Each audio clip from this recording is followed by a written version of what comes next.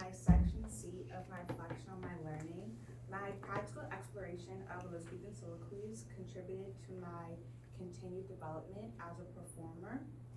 I now have a more extensive understanding of the significance of vocal acting and how it can be used to effectively communicate emotions to the audience through breath control, pacing, and enunciation.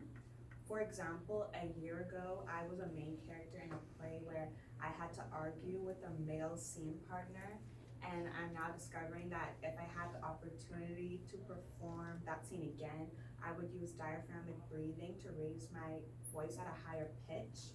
than my scene partner to emphasize my irritation and anger in the moment.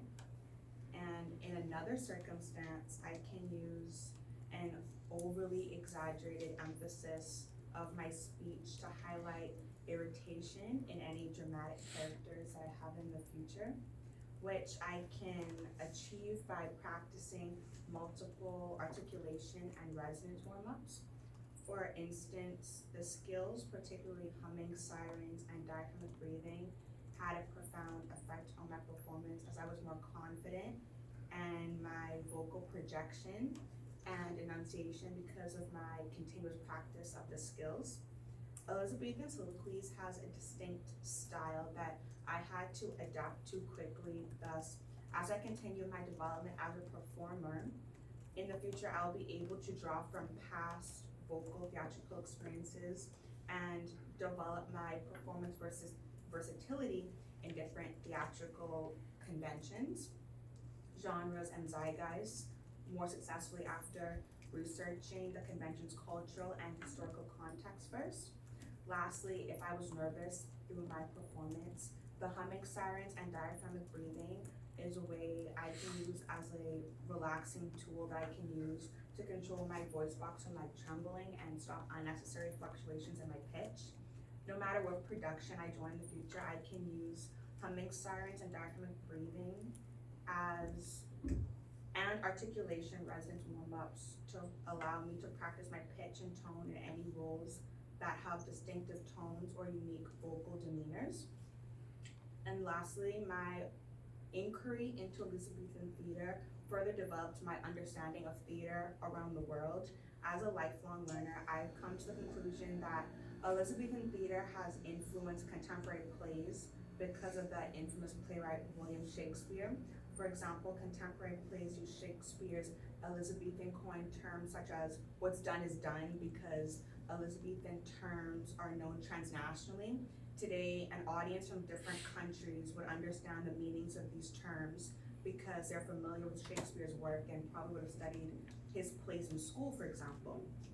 Additionally, I have begun to understand that the main effect of Elizabethan theater is that it's essentially opened up the theater arts to an idea of a modernized new world, and Elizabethan theater fundamentally